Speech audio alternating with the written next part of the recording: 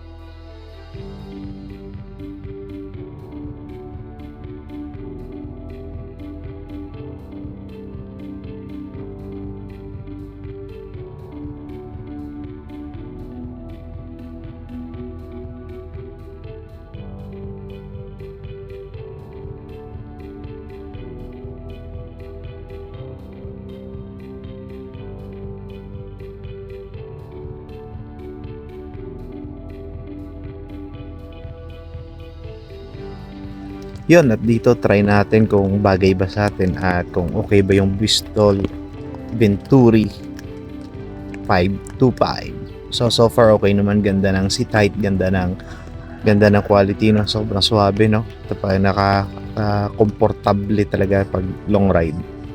Ganda, naka-spoke wheels na at talagang komportable kapag ito yung gamit mo. Suabing suabe.